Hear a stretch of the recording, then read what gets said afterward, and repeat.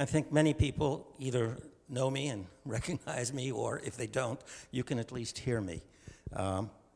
What? Okay. Here I am. Okay, there I am. Okay. Well, good evening, everybody, and welcome to this presentation. I hope that you'll find it interesting because, as Craig says, we live in interesting times. Well, you see the title of the lecture up there, the 2024 Political Landscape, Navigating Rapids. It's quite a turbulent time in American politics. The 2024 election features really an extraordinary political landscape. It's got all kinds of things happening because it's a chaotic landscape. It's filled with uncertainty. There's anger. There's fear among the electorate. There's toxic rhetoric from candidates. There's bigotry, out-and-out bigotry in the general population, and some of the candidates are playing with bigotry. And there's polarization of the voters. Moreover, amidst this unstable environment, the 2024 campaign also features a criminally indicted former president who is seeking a comeback, something that is unprecedented in American history. It's never happened. We also have an unpopular incumbent president seeking re-election. There's a dysfunctional House majority in the Congress that is incapable of passing major legislation. There are hot-button issues that are circulating. People are talking about them, thinking about those hot-button issues, and they range from abortion to immigration and border security. The voters are polarized. Many of the voters see people on the other side as enemies of the republic, not just people with different views, but as enemies of the republic. And then, of course, we're in the midst of two controversial wars, one in Ukraine and the other in Gaza. So if you're a candidate running for public office in this rather bizarre and chaotic and strange environment, how do you navigate? How do you navigate this landscape, which is filled with all kinds of problems and traps? Well, as any navigator would tell you, and any campaign manager would tell you, you seek to stabilize your ship as best as you can, while at the same time staying nimble and alert so that you can deal with any surprises in this environment and in the campaign that will unfold. So how do you stabilize the ship? And how do you try to navigate any surprises that come along? Well, you could improvise. Many political amateurs do that. They improvise and then go down to defeat. If you're really a pro and you really want to have the best chance possible to navigate any landscape, but in particular a crazy landscape such as the one we now have, is you could rely, and you should rely, and implement the techniques that have proven the likeliest to stabilize a campaign and to propel the campaign forward. It doesn't guarantee victory, but it's likely to help you stabilize the situation so that you have a chance of winning the election.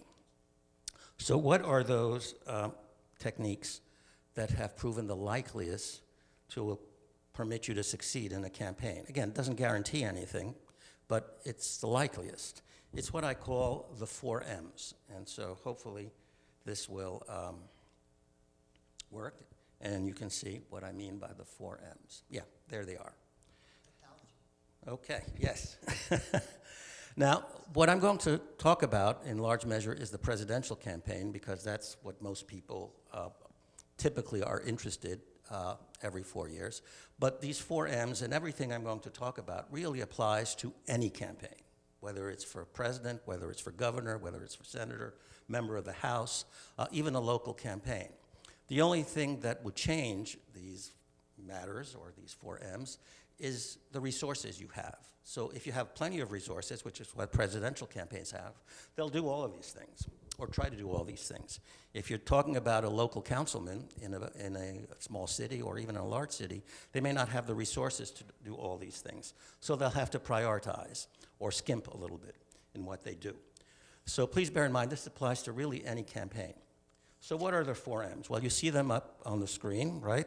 It involves a master strategy, it involves money, it involves media attention, and it involves momentum. So what do we mean by that? Well, let's take them one at a time. The master strategy really consists of 3 sub-elements. You need a campaign organization, you need a campaign plan, and you need a message or theme to wrap your campaign around. So the campaign organization is the key to everything. You've got to be able to attract and to hire and to maintain a high caliber staff of advisors, of consultants, of media people, all of them able to execute all elements of your strategy. That's going to involve, at the presidential level, hundreds and hundreds of people, both to analyze and to strategize and to deal with everything at the national level. But then, remember, you're dealing in a presidential campaign with 50 states, each with a different environment. And so they're going to have to be able to manage and to understand that. Really what you're setting up in a presidential campaign is a business. And every 4 years, you've got to set up a full-fledged business with all kinds of elements to try and make it work, to sell your product, which is your candidate. That's why it costs millions and millions of dollars. People are like stunned that it costs so much money. Well, you shouldn't be stunned. You're setting up a major corporation whose product is the candidate, and you've got to sell that candidate to voters, many of whom, by the way, don't pay attention. So you've got to understand that campaign organization is key. So I can't go through the campaign organization of Biden or of Trump in any detail, but I'll give you a couple of examples of who are at the top of both campaigns. So on the Biden side, the campaign chair, it's not clear to me whether these people have moved over from their White House duties to the campaign of Mr. Biden, because you can't be a White House staffer and also be a campaign staffer. The law prevents that. But either she is already there or she's very shortly going to go there. The campaign chair is going to be Jen O'Malley Dillon. And she's a very experienced campaign person because she was in charge she was the manager of Biden's 2020 campaign. At the White House, she's the deputy chief of staff, a very strategic and important position, but she's going to move over and become the campaign chair. Then the campaign manager is Julie Chavez Rodriguez. Not clear to me what her duties are. She's a newbie to the campaign, and that's one of the reasons that Dillon has moved over to be the campaign chair. Mike Donilon was a White House senior advisor. He is also going to be moving over, may already have moved over to the campaign, and he was Biden's chief strategist for the 2020 campaign. So clearly Biden is relying on people who made his campaign successful in 2020. And the 2 top people there are Jen O'Malley Dillon and Mike Donilon. On the Trump side, the 2 senior people, they're co-managers, co-campaign managers. One is Susie Wiles, and she was a Trump campaign operative and strategist in 2016 and in 2020, the campaigns of Trump in 2016 and 2020 in Florida. But she's now going to be the co-manager of the national campaign. And the other co-manager is Chris LaCivita. I'm not sure I'm pronouncing that right, but as I read it, it's Chris LaCivita. He will be the co-campaign manager, and he is also a veteran GOP political operative. He was, and he worked on the campaign of Senator Rand Paul of Kentucky in 2016, and Senator Ron Johnson, Johnson's campaign of 2020. Now, LaCivita may actually also move over to the RNC and hold a dual position at the RNC and in the Trump campaign. Anyway, the reason I mention these people is watch. They'll be reported upon by the press. They'll be interviewed by the press. They may be very visible to you. But the reason I mention the campaign organization is that's what you've got to work with. That's your corporation. So if there's any instability, if there's any turnover, if there's any dispute within that organization, that's going to destabilize the campaign and destabilize your ship. You saw a prime example of that with Ron DeSantis, okay? His campaign was roiled by turmoil. His campaign organization was roiled by turmoil, and there was a lot of turnover in his campaign. And that contributed to his defeat because the organization wasn't there to support the candidate and to have produced the strategy the months of strategy that need to go into to figure out how you're going to win that election or what you're going to present. So the campaign organization can't be underestimated, and you should watch. Is there going to be turmoil in the Biden organization? Is going to be turmoil in the Trump organization? And if there is, that's going to complicate very much how they proceed with the campaign. The second element is the campaign plan. Now, that's not something that Biden has decided now, or that Trump has decided now, or that any candidate should decide now. That should have been decided months ago. You've got to develop a plan to navigate the varied electoral environments for the presidential campaign of the various states. As you all know, all the states are politically different. What works in New Hampshire doesn't work in Texas. What works in California doesn't work in Missouri. So you've got to figure out how you're going to navigate those various political environments. And you've got to figure that out months ahead, how you're going to do that. You can't just do that on the fly. And most specifically, if you're talking about a presidential campaign, you're going to have to figure out how to do that in the battleground states, okay?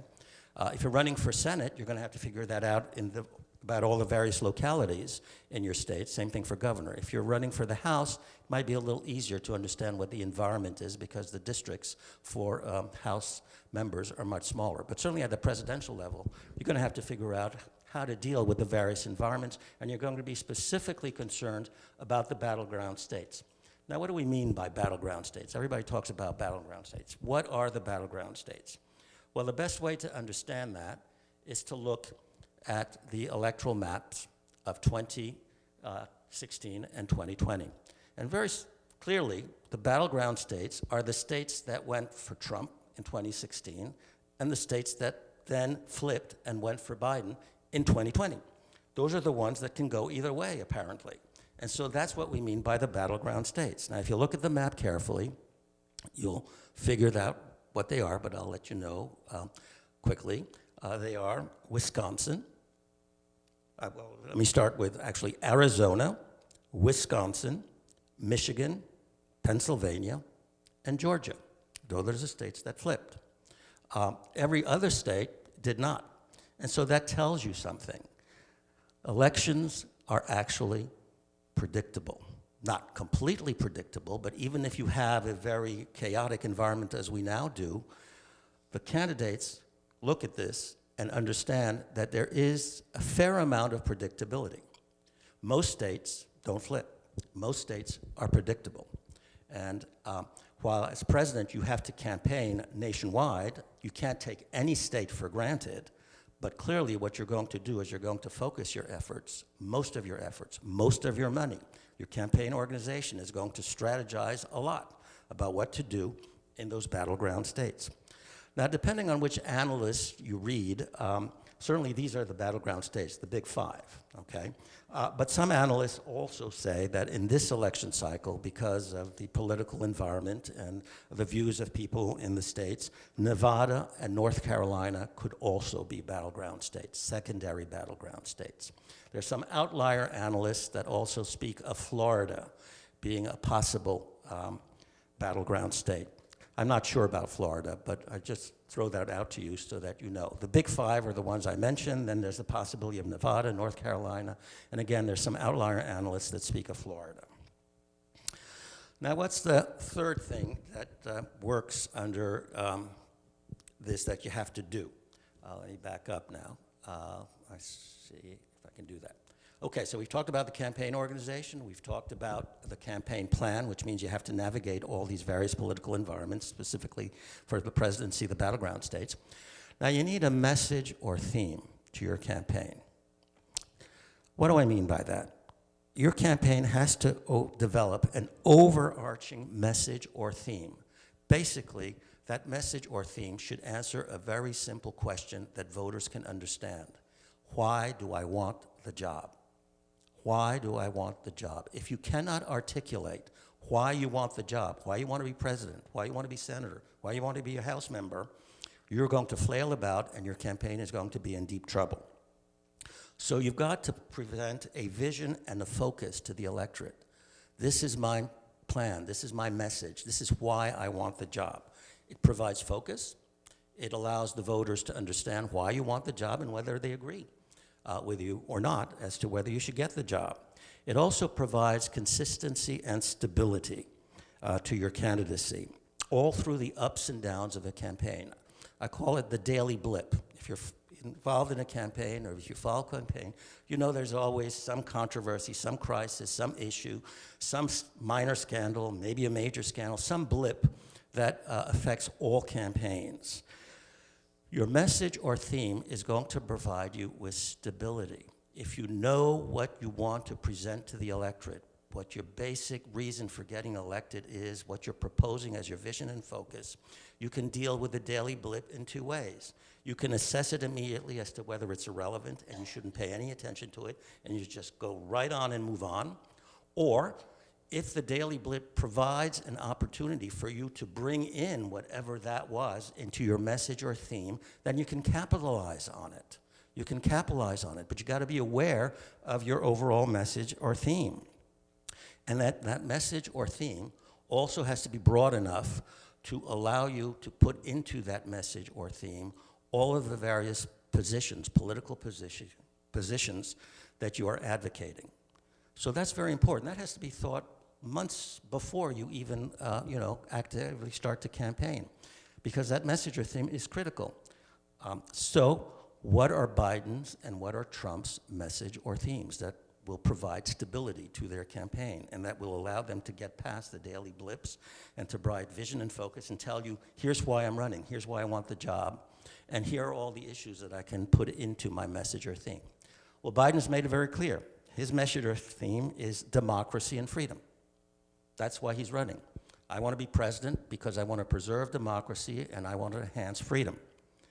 Well, that's broad enough to encompass a whole bunch of issues, as I said, right? You can, in that theme of battling for democracy and freedom, you can talk about the rule of law against what he calls MAGA extremists.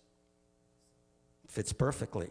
You can talk about abortion rights, freedom to determine what you want to do with your own body. It can deal with the Alabama Supreme Court decision about, that we just heard these past few days. It can talk about generally abortion rights altogether. It can talk about civil rights under democracy and freedom. You can talk about health and social programs. You can talk about economic well-being, and Biden can talk about all the things that he says has made the country a stronger and a better economic situation for all Americans.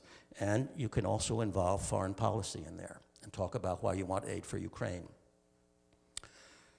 What's Trump's theme, message? Well, it's the same one he ran on successfully in 2016. Make America great again. Again, that's a great theme, okay?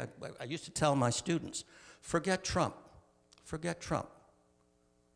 What if Hillary had used the campaign slogan, make America great again? It would have applied different policies, but it would have been a great slogan. I want to make America great again. That's why I want to run for office.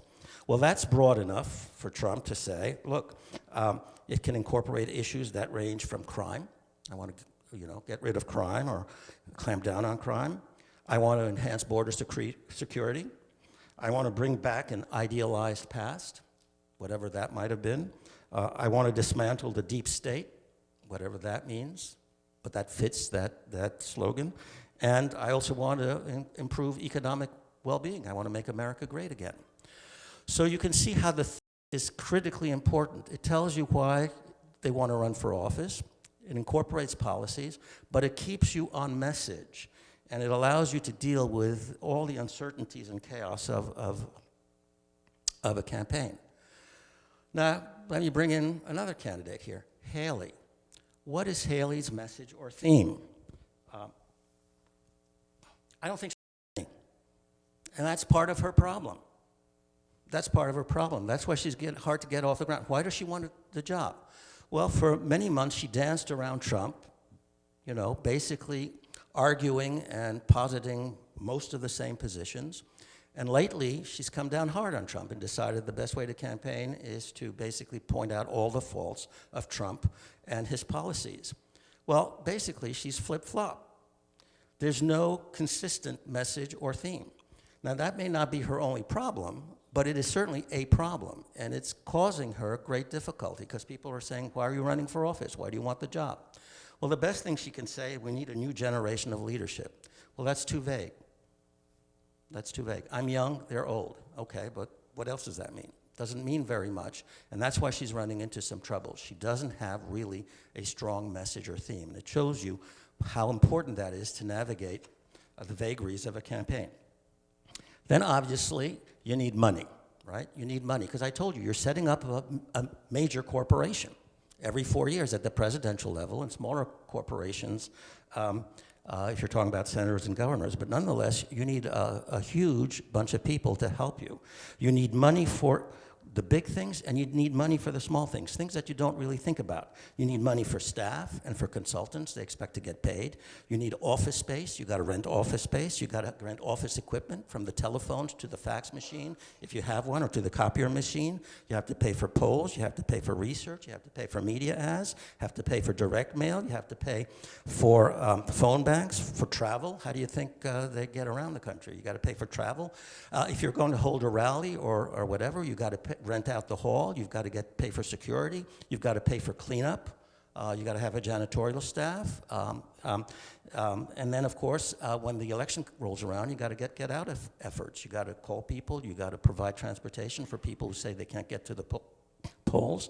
All of that costs millions and millions of dollars. Nobody should be shocked by that. Okay? People say campaigns are too expensive. Of course they are. But that's what you got to do in order to win an election. So you need money. You got to be able to raise money. And then also, most importantly, money and the ability to raise money provides an aura of viability and political credibility, okay? That's what you have to do with money.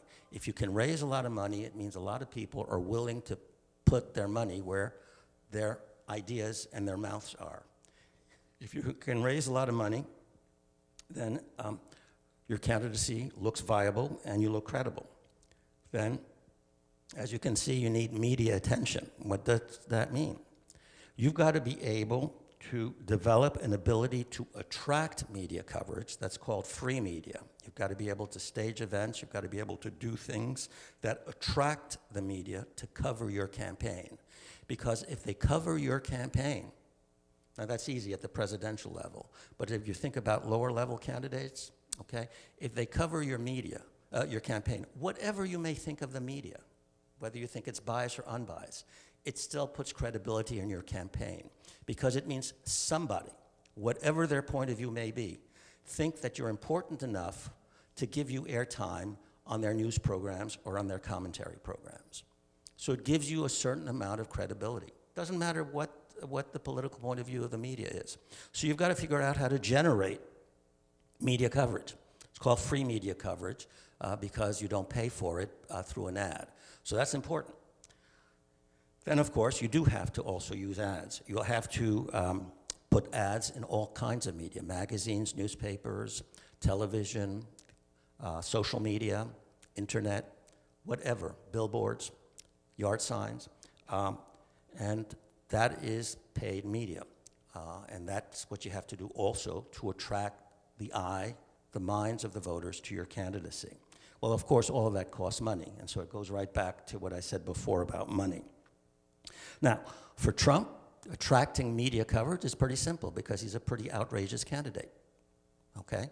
It's very easy, okay? The media will cover all of his outlandish, extraordinary, unorthodox, and even his truth-challenged statements, to put it politely, okay? And of course, he hurls invectives against every opponent that has come across his way. Invectives not just against opponents, but against judges. And of course, invectives against institutions that he believes are arraigned against him, whether it's the media or whether it's a prosecutor. Biden?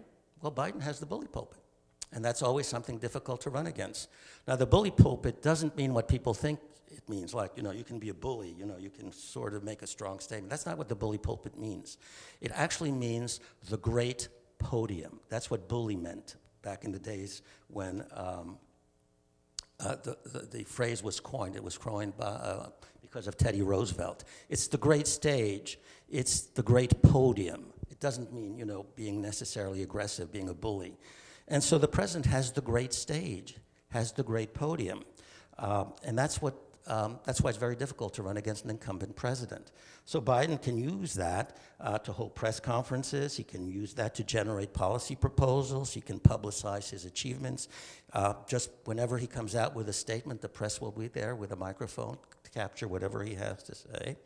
And he can attack his Republican opponents. He can navigate political situations. He can avoid questions. He can be funny. He can be serious. He can be whatever he wants, because whatever the president says is by definition news. So you've got two candidates here who are able to generate media coverage for themselves. Then lastly, you need momentum. So what do we mean by momentum? Well, it's basically a summary of all of the above. You've got to be able to raise large amounts of money. That will give you momentum. You've got to generate strong and positive media attention. That will give you momentum. And you've got to develop tactics and organizational elements that are capable of mobilizing enough people to generate positive polls. And so that goes back to your organization. So momentum, you know, is sort of like the summary paragraph to all of the things you have to do previously. Now, Biden and Trump are trying to generate momentum. Biden has now become more aggressive in criticizing Trump, and Trump is, of course, going forward with his many rallies. The real issue will be to see whether both of these people can continue to generate momentum, because it's going to be a long slog to November. And so to keep the public attention focused on your campaign is going to be a long slog and a difficult slog. So you'll have to see how they try to do that going forward. Now, again, Nikki Haley, she had some momentum coming out of Iowa and New Hampshire, but not quite enough, not quite enough. And so South Carolina could be a defining moment for her. She says she's going to go beyond South Carolina. The South Carolina primary is occurring this Saturday. But it'll be determinative for her on momentum. Is it going to propel her in some way? Can she get something out of that primary that is going to keep propelling her, and that is going to provide with a sense that there's an aura of success and an aura of good expectations coming out of her campaign? Stay tuned. We'll see what happens on Saturday. Now, you do all of this, everything that I've pointed out to you, to an audience, and that audience is the voters. So if you're running a campaign, you got to pay attention to voter behavior. What drives the voters? Well, this is what drives the voters. That's what everything I've been talking about should be focusing on, the voters. So the first thing about voters is party identification, okay? The stronger the party identification that a person has, whether it's for the Republican Party or the Democratic Party, the stronger will be the cues of that person to vote for the party's candidate, okay? They will interpret issues through their cue, their strong party idea. They will interpret issues that way. They will judge the candidates that way, and they'll decide if or how to vote based on their party identification. The stronger the party identification, the stronger you will be the tendency to vote for that party. The weaker the party identification, the more other factors will come into play. You'll still view things through your political lenses, but short-term forces may force you to reconsider or to change your vote. Those short-term forces could be the image of the candidates, the image of the parties, or the issue positions of the candidates. You've seen that happening. Anytime abortion has been an issue in state elections or in local elections, it almost didn't matter what the party affiliation of the Republican voters were. They voted for the abortion, the right to abort, the right to freedom of abortion. And that's something the Republican Party has to take into account. It hasn't quite figured out how to do that right now. But you see how a short-term force, like a predominant issue like abortion, can wean a person away from their political cues of party. So the Democratic Party is counting on that. You can expect them to campaign a lot on abortion because they believe that that is a short-term force that can wean away or pull away voters who are weak Republicans, and maybe even some strong Republicans. So that's something that you should be well aware of about party identification. Now, one more thing. A lot of people say, well, what about the independents? What about the independents? Okay, so you've talked about Democrats and Republicans. Well, the reality of political science, people who study this, is that there are very few real independents. I'm sorry if you if this shocks you in one way or another. The reality is when you start to ask people deeper questions than are you a Democrat or independent or a Republican, what really turns out is that most independents really lean one way or the other. They really do. I mean, everybody has a point of view. Everybody has a philosophy. Everybody has an approach to life. And whatever that may be, it tends to lean either towards a Republican view of the world or it tends to lean towards a Democratic view of the world. So the reality is that there are very few independents, okay? There is a small slice, and the political scientists will tell you, yes, there is a small slice of people who are truly independent, who really assess the candidates on every criteria with a neutral view. They're like, they're like jurors. They really figure that out. And then there's another small slice that really doesn't know and doesn't care and doesn't follow the political election very closely. And so they're independent because they're basically not paying any attention. So you have to understand that. When you talk about independence, you really have to dig a little deeper. Now, independents, because they say they are independents, and because they only lean one way or the other, those are the people that, of course, campaigns will want to try to grab with their message or theme and their stands on policy issues. So it's not irrelevant, but you should understand that independents are not really independents in the ways that candidates want to approach them. They understand where the leanings might be. And so that's why they do some very careful polling about who is a Democrat, who is a Republican, and who is an independent. Now, the next thing you have to pay attention to is the image of the candidates. Voting behavior is powerfully affected by the image. People will want to know and try to assess the candidate's leadership potential, the candidate's decision-making capacities, and the candidate's personal traits. They'll want to do that. That's important. That may shift them to vote one way or another. That's another short-term force that will swing you away from what might be your leaning or party preference. And so that's important. The candidate's leadership potential, the decision-making capacities of the person, and the personal traits of the person. People will pay attention to that. And that's exactly where negative campaigning comes in. Okay? Because if you're concerned about leadership potential, decision-making capacities, and personal traits, what a negative campaign ad or a negative campaign in general tries to do is to attack that. Now you have to be careful. Negative campaigning doesn't mean you criticize the other candidate's positions. That's comparative campaigning. You say your position, your stand on a particular issue, let's say a health issue or a government program issue is such and such, but the other candidate is against that government program. Now that may sound negative, but that's not negative. That's just you're comparing how your program and your policy proposal is better than the other candidate's policy proposal. That's just comparative ads and comparative campaigning. Negative campaigning is when you attack the integrity or the person to try and discredit or demonize or put that person down. That's what we mean by negative campaigning. And that clearly is going to be a central element of this year's campaign. Biden's negatives, everybody knows, and Trump's negatives, everybody knows too. Let me just go over a couple, and there are others. Age is a big problem for Biden. Many people attack him for his age. Many people attack him for what they perceive to be his mental or acuity or lack thereof. He's known to put his foot in his mouth. He's done that ever since he ran for office. And he says things that he doesn't mean.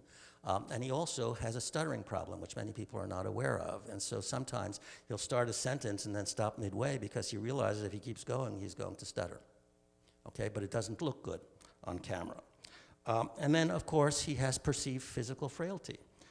He walks slowly, he sort of walks like an old man, and many people see that as an indication of weak leadership.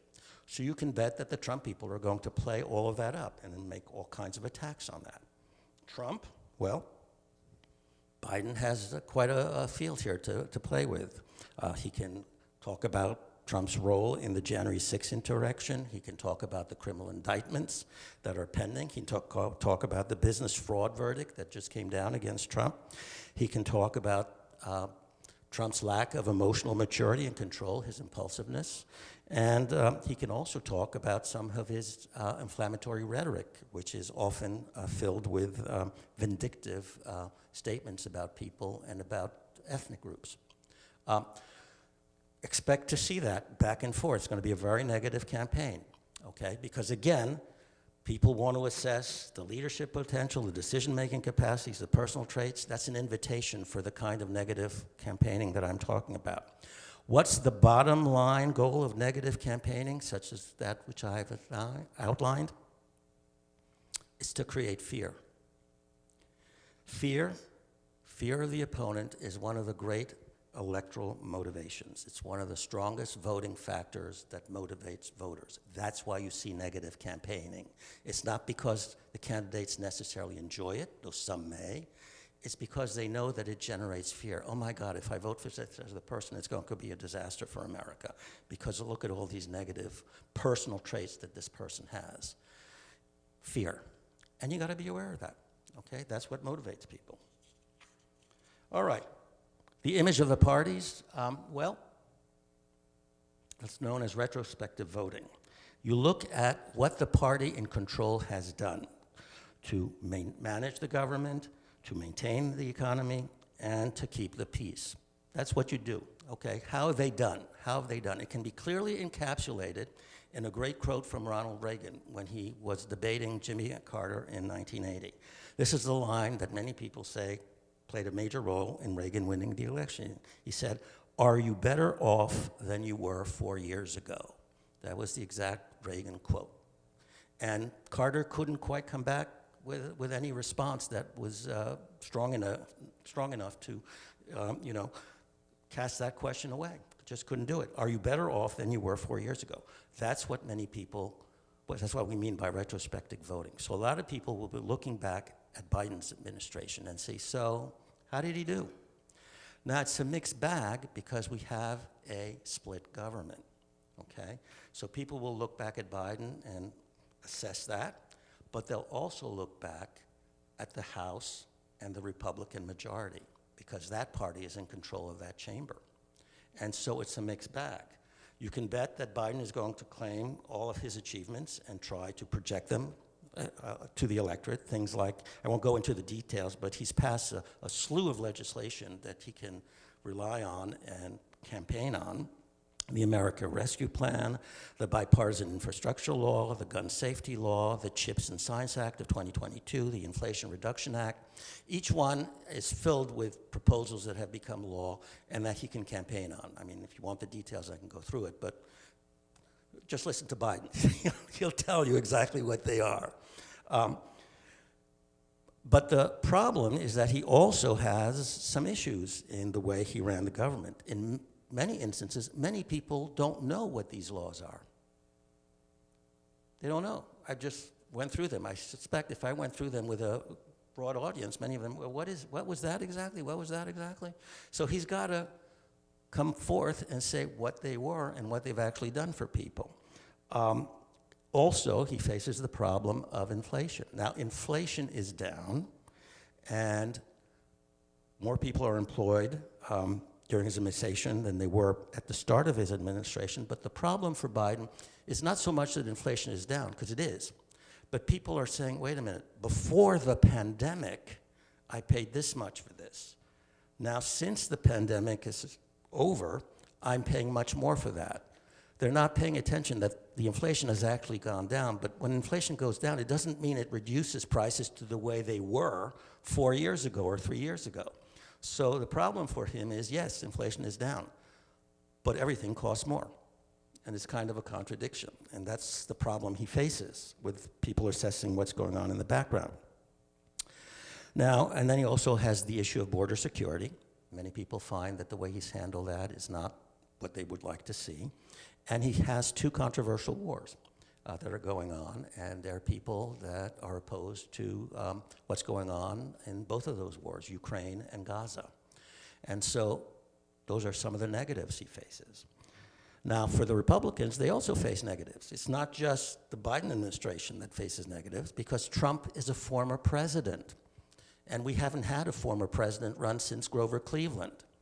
So people are assessing that administration as well. It's not just the Biden administration, but it's the Trump administration. So there's some people who liked, the immigration proposals and the economic proposals and the tax cuts that the Trump administration put through when it was in charge. But there are also people who remember the chaotic and dysfunctional and ethically challenged administration that the Trump administration actually was. So people are going to assess that administration, not like the Republicans come with, okay, we're going to change things. Wait a minute, you've got a former president who wants to come back, so what did that former president actually do, good or bad? Then you've also have a dysfunctional House majority. They couldn't get a speaker, it took 15 votes to get a speaker. There's continuous Republican infighting, and that infighting means that the Republican majority has been unable to pass major legislation, even legislation they want, like stricter border security. They can't agree on how to do that properly.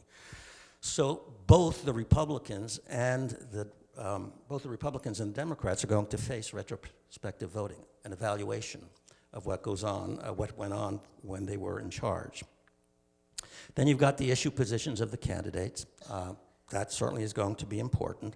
And the issue is important because it has to do also with interest groups. It's not just you and your personal views about what you believe should be the proper positions on various issues. It's the interest groups, and the interest groups are important because they help raise money, they provide publicity, they provide volunteer workers, and of course they can help persuade their members to vote.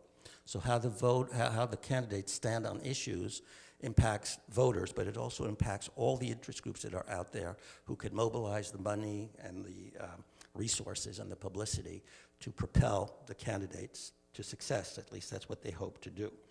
So Biden has a whole bunch of issues that he thinks he can activate people on. Again, democracy and freedom being the theme, so he can talk about abortion, I said, healthcare, the environment and climate change, the economy, and border security. He also has coming out now with plans with border security. And then Trump, of course, can talk about the cost of living, the fear of crime, border security as well, and immigration, all the culture war issues that Republicans speak about, LGBTQ issues, affirmative action, abortion, and of course all the grievance issues that there somehow is a deep state somewhere, and that deep state is trying to stop Trump and his supporters from obtaining electoral success. And then lastly, voter turnout, which means that you have to really put out the effort in the last few weeks of the election campaign to get your voters out. So that's what you got to pay attention to. That's what the 4 M's are paying attention to. And that's why it all comes together. And that's why running a campaign, and certainly a campaign for president, is complicated. And that's why, if you are aware of all these things, that provides a stability for you to navigate any electoral situation, including the current one, which is one of great instability and chaos. Now, very quickly, so what does it mean? What do things look like? Exactly. Okay, what do they actually look like? Well, this is a chart from 270 to win. It's an aggregate of what analysts and people who make forecasts. The top of the map is a projection of what the battleground states will be. Okay, so I've already spoken about that. That's very easy. If you take a look at that map, the light-colored ones, the yellowish or light-colored ones, are the battleground states that all of the forecasters are saying that's where the election is going to be decided. So again, just to reiterate, it's very simple. It's Arizona, Wisconsin, Michigan, Pennsylvania, and Georgia. But many analysts also put Nevada in the mix here, as because of its current electoral or voter makeup, it could be a swing state. So that's what that's what the experts are telling us will be the swing states. We'll see whether that's true or not. So what does that mean? Those are the projected swing states. But what about projecting the voter preferences? And that's why what's at the bottom is at the bottom. It's Real Clear Politics, and Real Clear Politics is an aggregate of national election polls of registered voters and likely voters. It's an aggregate of many polling outfits, just an aggregate. Yes? I think it should be noted that Real Clear Politics is owned by a conservative. Right. It's true. But what you need to know is it's an aggregate. So it tells you. There was a poll by Quinnipiac just this past week that showed that Biden was ahead. But anyway, what this aggregate tells you is that it's very tight. It's very tight, okay? Don't take these are hard and fast percentages, but it's telling you that nationally it's very tight. Nationally it's very tight. 44.9% for Trump and 43.8% for Biden. So nationally it's a very tight race. In terms of the swing states, it's also. Yeah, okay. Okay. Yeah, I see the star. Yeah, I see it. So you can see that Trump has a 44.9% and Biden has 43.8%. Now, Real Clear Politics has also done some aggregations of the battleground states. The New York Times also did aggregates of, well, not aggregates, they did their own polling of swing states, and they came up with similar results. So I could have put up the New York Times. I stayed with Real Clear Politics. So what does it show you? That in the battleground states, the 6 battleground states, according to Real Clear Politics, Trump is leading in 5 out of the 6. In 5 out of the 6. And the New York Times showed him leading in all 6 of the battleground states. So I'll just give you the percentages here. None of this is hard and fast, and there are all kinds of issues with polls. All I'm suggesting to you is it's going to be a tight race, and the battleground states are going to be critically important. So just to read the broad results, because you may not be able to see them, they're small. For Nevada, Trump is ahead by 7%. In Arizona, Trump is ahead by 4.5%. In Wisconsin, Trump is ahead by 0.6%. In Michigan, Trump is ahead by 4.8%. In Pennsylvania, Biden is ahead, but by 0.3%. And in Georgia, Trump is ahead by 7.2%. As I said, that's what Real Clear Politics is aggregating and showing. New York Times showed similar results. And you can go back and look at it. The only reason I put this up is it was more recent, but I could have given you the New York Times results. So what does that mean? It means that Biden has some issues and some problems in order to make it out of this slump. And you can see that by his general approval ratings. His current approval ratings, according to Gallup, and again, it's a poll, so you can talk about, how polls are done or not done, but they give you a sense of, and the campaigns understand that sense. Right now, Biden's job approval rating is at 41%, okay? And you can see, oops, that's not what I wanted to do. You can see that he's at 41% here. That's where he is, and you can see that same figure down here. You can see that he's basically generally gone down from the very beginning. But that should not be concerning, because every president goes down. This is a typical slide. Presidential approval always goes down, or nearly always goes down. What's important is how far down, okay? Not that it went down, but how far down. So for Biden, it's 41% right now, is his approval rating. Actually 54%, if I'm looking at the thing properly. Yeah, 41% approve of Biden, 54% disapprove of Biden. But now look at how he compares to the last 2 presidents. So at the same time in their term, right, in the January of their 4th year in office, Trump had a 47 approval rating, and he went down to defeat for a 2nd term. Obama had a 45% approval rating, and he went on to success in winning a 2nd term. So here's where the polls, don't necessarily tell you what's going to happen. It's not a predictor. It's telling you how people feel, and that's important for the campaigns. They have to know how people feel so that they can adjust their campaign strategy, hopefully not too much beyond what they plan. But it tells you that it's not necessarily a predictor, because you can see that. Moreover, if you look at how the two candidates fare, presidential candidates, major candidates, you will see that when you look at 538, which is another aggregator, okay, of polls, you will see that Biden has problems, but so does Trump. So what does this aggregate of 538 show you? It shows you that, and it shows you over time, okay, but it shows you right now, when they last did it, which was in January 31st, the question was, do Americans, or do you approve or disapprove of Joe Biden? 54% disapproved, and 39.7 approved. 39.7 approved. But then you go down, and not quite the same question, but a similar questions. Do you have a favorable or unfavorable opinion of Donald Trump? Well, 52.4% had an unfavorable opinion of Donald Trump, and 43% had a favorable opinion of Donald Trump. So clearly both candidates have some approval issues, and that's why you're going to see a lot of negative campaigning, because they're both going to try to capitalize on the opponent's negatives and disapproval. So it's not just Biden that faces approval issues.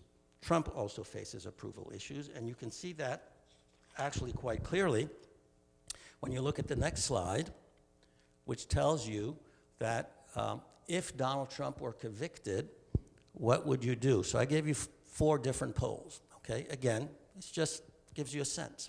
They're not quite the same polls, and they don't quite ask the same question, but you get a sense that if Trump is convicted of something, he's going to face a major challenge among voters.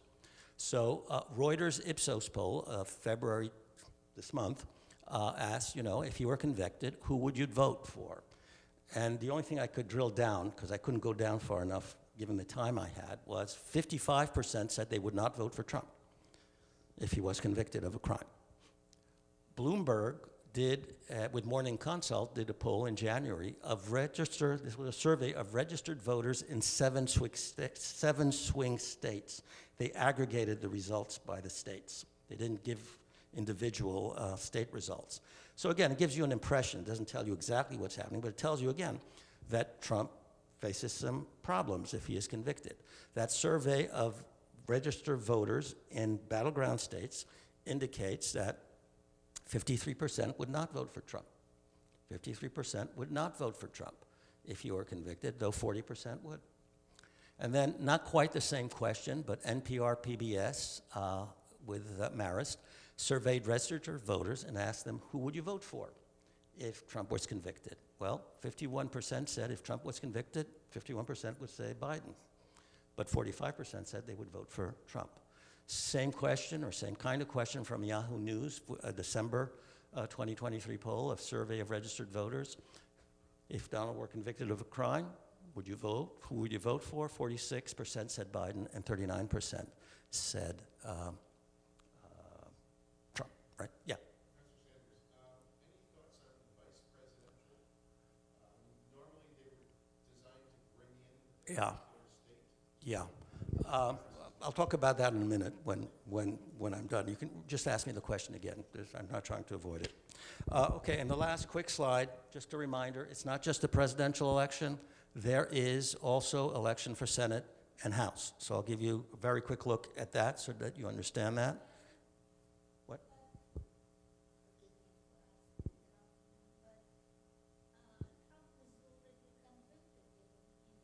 No, he was not. I'll talk about that at the end. Someone asked a question. Can you repeat it? Yes. I'll answer your question when I'm done, okay? But the answer is no, but I'll explain that, okay? And I'll repeat the question too. Sorry about that. Okay, if you look at the Senate, very quickly, right now the makeup of the Senate is 48 Democrats, 49 Republicans, and there are 3 independents, but the 3 independents caucus with the Democrats. So functionally, the Democrats have a majority of 51, which is a very tight majority. If you take a look at the Cook political report. They're pretty good. They provide a pretty good analysis of what they believe are going to be safe seats, or competitive seats, or toss-up seats. Okay, it's a competitive rating. It's a very reputable organization, and what they show you very quickly is that when it comes to the Senate, whoops, what happened? Something happened. Well, I can just say it. If you can't get it back on, it's okay.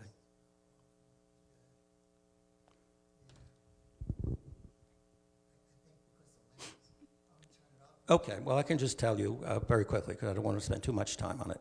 Basically, there are 7 races that the Cook Political Report rates as competitive, based on their analysis of what's going on, and they're pretty reputable.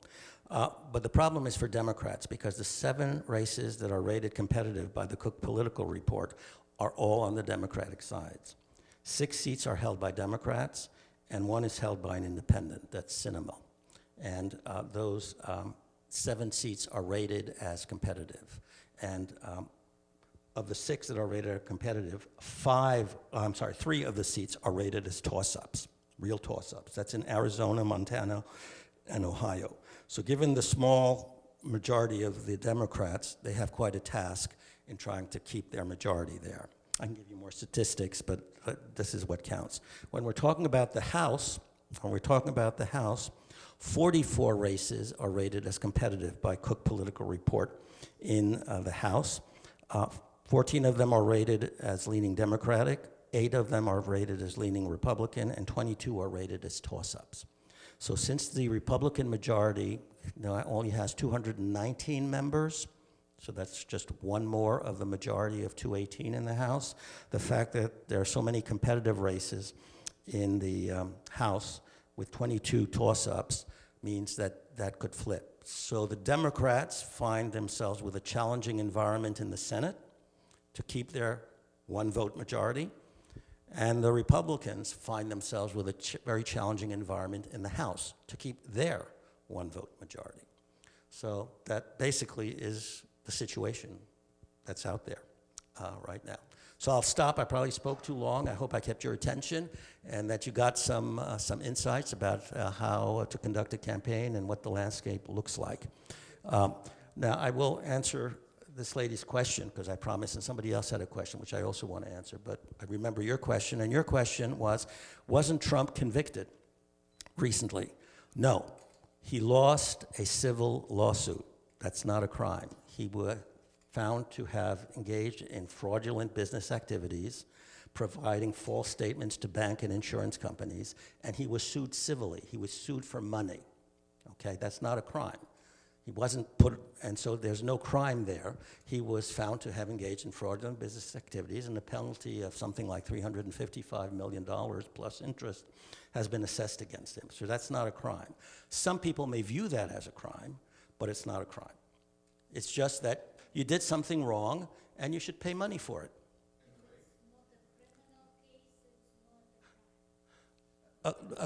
A criminal case is not a crime. That was not a criminal case. He was sued.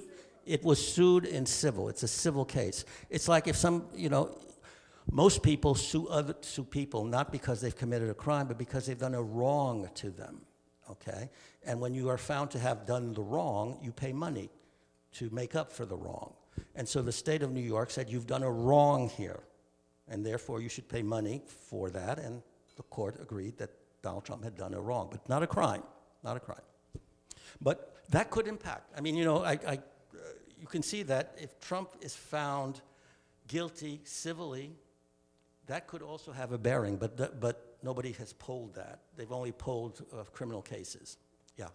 Now, somebody asked me, you asked me about vice president? Before that, I mean, he was also, we glossed right over the $83 million for rape also. Right. Well, I mean, there are many legal issues that Trump faces, and many voters are going to react to it. That has to do with the image of the candidate, okay? And you can expect that Trump will face some criticisms of that from the Democrats.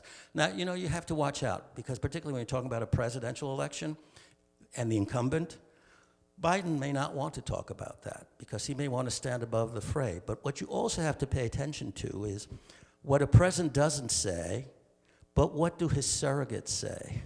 Okay? Biden may not need to say anything about Trump's legal woes. He may choose to. But he's got plenty of surrogates in the House and in the Senate who are more than willing to play dirty if they want to do that with Trump and his legal problems. One should always pay attention, particularly when you're dealing with this president. Who's talking? Okay, when you hear a senator talking, is a senator talking about what he or she feels? Or is he or she being a surrogate for the president or for a party leader or for somebody else? There are many ways that communications are made politically, and the top person may not need to make those communications. It can be done by a surrogate. Typically is if you don't want to get messed up in the weeds of things. The question was about the vice president. Okay, Mike, you said, what about the vice president? The reality is it used to be thought that geography was an important consideration in picking a vice president. It's not. It was proven by Clinton and Gore. One was from Arkansas, the other was from Tennessee. Made absolutely no difference, they won. Okay. What you're really looking for is for an appeal to interest groups. What does it say about you and the interest groups you care about? Because the presidential candidate is just one person. He is of whatever ethnicity, he is of whatever sex, he is of whatever economic background. Same thing for a female, right? She is whatever. And so the point is you want to pick your running mate to broaden that ethnicity, or however you want to call it, that personhood. You want to broaden that, not so much about geography. So, you know, Biden is Biden, and Kamala Harris brings various different ethnicities and interest groups to that, and that contributed to his victory, clearly. Yeah. Yeah. How has the way that voters receive news, not so much through mass media, but through focused, narrow media, and the echo chamber that exists, is that different in 2024 than it was in 2020 and 2016 and all the other years? Yeah, the question is how does social media and the change the media outreach? That is to say, people tune in to the networks and the stations and the websites that they like and tune out those that they don't like. That's a real problem. And I don't think it's changed anything from 2016 to 2020 to 2024, but it's very different than what it was 30 years ago. And what you try to do with that is there are people who simply live in their bubble. People who simply live in their bubble. You can try to put ads in that bubble media, the media bubble that these people inhabit, to try and point out that there are other things that they might want to pay attention to. But that's something that really haven't really figured out very well. So what you really want to do with those media bubbles, and not everybody lives in a media bubble, by the way, but some people do. What you really want to do with those media bubbles is figure out which ones favor you and try to get those people out there to vote for you. Not necessarily have the opponent try to pierce the bubble, because that's very difficult to do. So what you want to do if you're the candidate is exploit them. You know, if you're Trump, you're going to want to exploit whatever Fox says about you. If you are Biden, you're going to want to exploit whatever MSNBC says about you. And that's about all they can do, because to pierce the bubble would cost so much money and take so much time that it would derail their campaign. Nobody's really figured it out. But that's a whole different discussion as to what the media landscape, and how that has changed not just politics, but all kinds of other things.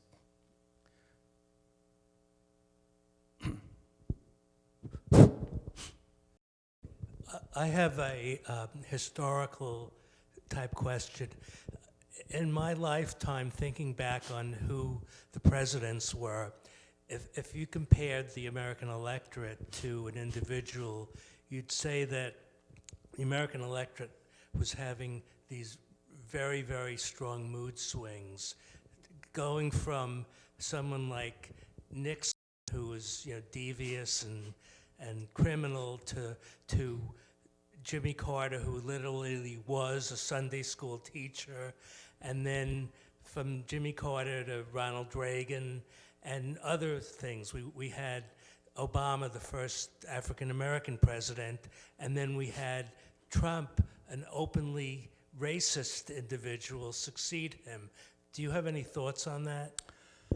Well, the only thoughts I have is that short-term forces affect elections, okay? If you looked at the electoral maps, I don't have them, but they would all look very similar except for certain swing states that went one way, differently in election.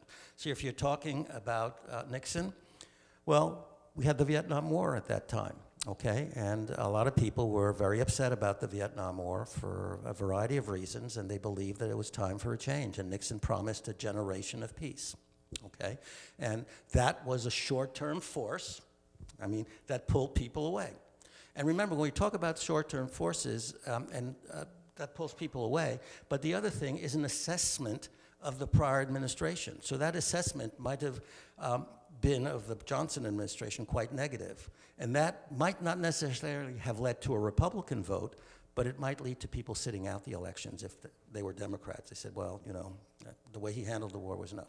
If you take a look at Carter, that was after the Nixon, impeachment and the Nixon criminality that was revealed through the various impeachment and related inquiries.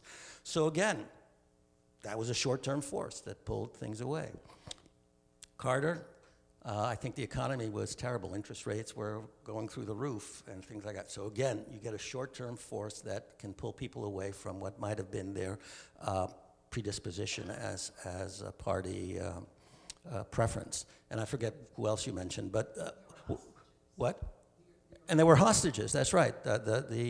So the thing is, most states will be Democratic or Republican. Now, over time, that may change, but once a state sort of changes to whatever it is, it tends to be stable, okay?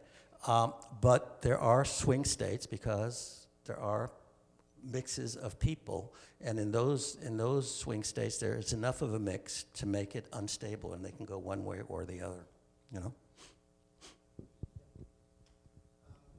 know? So you showed a slide of Yep. all the votes that Trump would lose if he were, quote unquote, convicted of a crime. Right.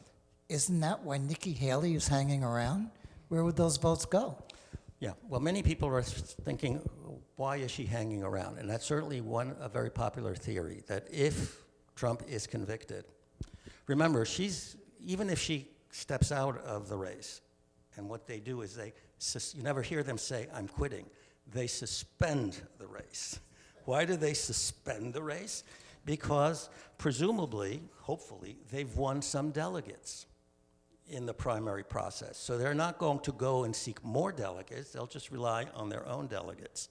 So, in the case of Nikki Haley, she has gotten delegates to the Republican convention, not nearly enough to win the nomination if things keep going the same way that they've been going for her. But she can come out and say, well, look, maybe conventioneers, dear Republican conventioneers, maybe you might want to consider that and what it would do to the Republican ticket. So that's certainly one theory. Another theory is that, and it's not unusual, you make your first run for president, and you probably know you're not going to make it, but you're going to be around, and people will recognize your name, and you'll re-enter it 4 years later when people remember your name and when people have forgotten whatever your faults were back 4 years ago, and you start fresh. And you've already had an organization, so hopefully you can recruit some of these same people to get back into your organization, and you learn from your mistakes. Maybe if you're Nikki Haley, you figure out a message or theme that might be successful the next time around. Yeah. Hang on. Hello? Some prominent Republicans, Liz Cheney, Chris Christie, have said that they would do whatever they could to see that Trump doesn't get elected. Do you see anything that they might do without just coming out and saying, declaring for Biden? Well, so far they haven't done anything that stands out. They might ultimately endorse Biden, but you know, they don't agree with Biden. I mean, you know, people like Liz Cheney, Democrats like Cheney for what she did at the January 6th hearing, but if they heard her positions on various issues, they would say, no, I as a Democrat cannot do that. So you have to presume that she feels the same way about Democrats. What she did in January 6th was really a matter of principle about the Constitution, about democracy, and about civility and the rule of law. But does she agree? Did she agree with those other Democrats on the panel on matters of policy? Absolutely not. So that's what you're dealing with. I mean, and the same thing is true for Adam Kinzinger.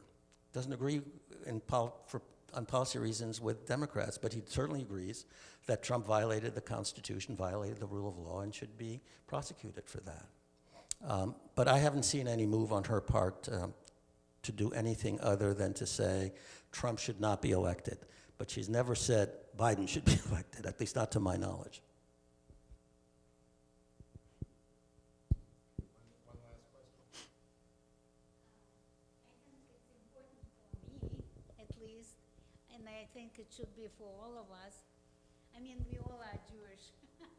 So which candidate do you think would be better? Which candidate's policy would be better for the state of Israel and for Jewish people? It's not always the same. Well, yeah, the question is which candidate, Trump or Biden, would be better for the state of Israel and for Jews? That's for you to decide, okay? Not for me to tell you. That's for you to decide. Both candidates have taken pro-Israel positions during their presidencies. And both candidates have taken positions that many Jews don't like, domestically, okay? So it's for me to tell you, assess what Donald Trump did for Israel, assess what Donald Trump has said about Jews. Same thing with Biden. Assess what he's done for the state of Israel. I mean, he's doing things right now for the state of Israel. And assess what Biden has said about Jews and to Jews. And it's for you to decide which one do you think would be in the best interest of your interest about Israel but I would. No, I'm not afraid of being politically incorrect because I think there's great division in the Jewish community right now about it. Well, I'm not going to tell you which way I'm going to vote, right? No. No, my opinion is to tell you how to analyze things, and that's what I do as a professor, tell you how to analyze things and how to view things through that analysis, but to make up your own judgment. If I taught politics, which I did, and I said to my students, this is how you should vote, this is how you should think about this is the way it should be, I would have lost my job a long time ago. And there are professors who do that, and in my opinion, should lose their job over doing that. Yeah. Just repeat, I mean, we didn't talk about Israel a lot, and you see statistics that for Democrats, between 18 to 24, they are more leaning to the Palestinians. The older they get, the Democrats leaning to Israel. And you see already talking about stopping the war and everything, and before Israel finished the job. That's what's kind of concerned, that the pressure of Biden in Michigan, that everybody demonstrating there, and it's a state, flipping state, that he would start pulling the tremendous, what he did to Israel. Right. Well, that's a very complicated question that has many elements, and I'm not sure I can talk about all the elements, okay? The older generation of Americans is well aware of the whole history, going back to 1948 and certainly 1967. Youth is not, okay? I can tell you that as a professor. Most young people don't know much about history. They don't even know much about American history, let alone Middle Eastern history. That's a real problem, okay? That's a real problem. But the other thing I would say to you is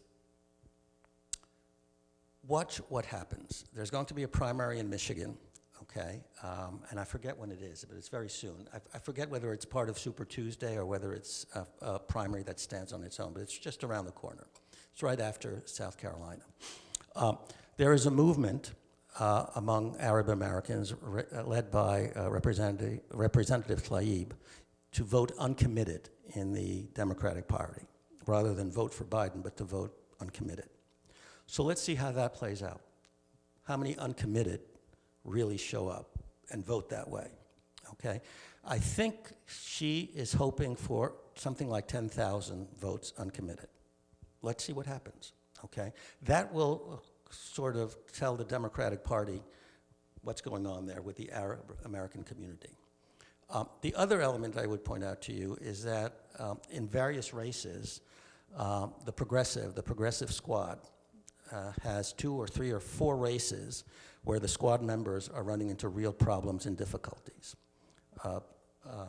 Bauman in New York is in deep difficulty. Bush, these are representatives in, I forget where Bush is from, Missouri. She's having some real difficulties, and some other candidates are having real difficulties that are on the progressive side.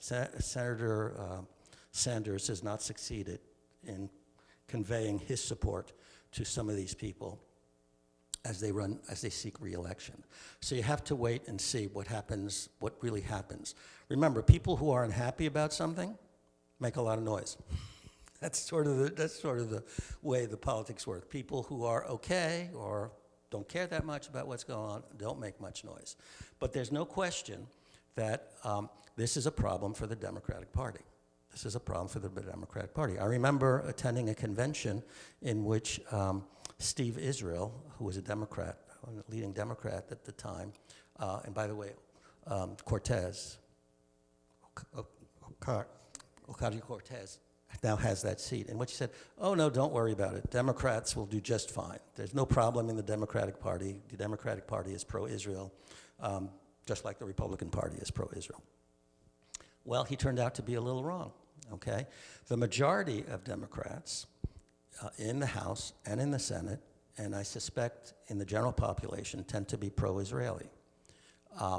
But there's no question that there's an element of the Democratic Party, again, in the Senate, in the House, and in the general population, that looks at what's happening in the war, and what they continue to see are pictures of death, destruction, and that certainly has an impact on people who might be pro-Israeli,